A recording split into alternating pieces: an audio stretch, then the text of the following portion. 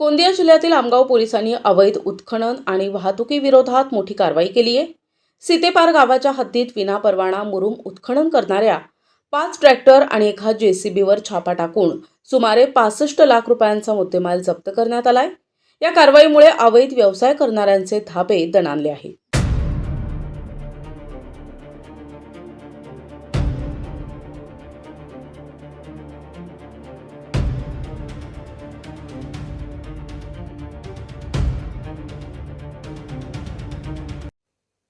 Amgaon police ठाण्याचे police निरीक्षक तिरुपती राणे यांना सीतेपार शिवारात अवैध उत्खनन सुरू असल्याची गुप्त माहिती मिळाली होती।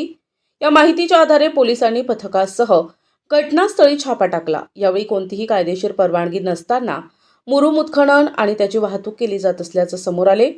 पोलिसांनी घटनास्थळावरून 5 ट्रॅक्टर आणि एक जेसीबी असा एकूण 65 लाख रुपयांचा मुद्देमाल जप्त केलाय। या प्रकरणी वाहन चालक आणि मालकाविरोधात गुन्हे दाखल करण्यात आले असून पुढील तपास पोलीस करत आहेत।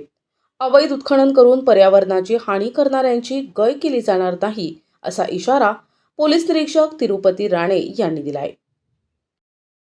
माहिती प्राप्त झाली की सीतेपार येथे अवैधरित्या गौण खनिजाचे उत्खनन चालू आहे। अशा माहितीवरून पोलीस स्टेशन आमगाव पोलीस स्टाफने तिथे रेड केला। त्यामध्ये 5 ट्रॅक्टर आणि एक जेसीबी असा एकूण 65 लाखाचा मुद्देमाल जप्त करण्यात आला। त्यांच्यावर गुन्हा दाखल करून पुढील तपास आमगाव पोलीस स्टेशन करीत। प्रतिनिधी राधाकिसन चुटे, NTV न्यूज मराठी, गोंदिया।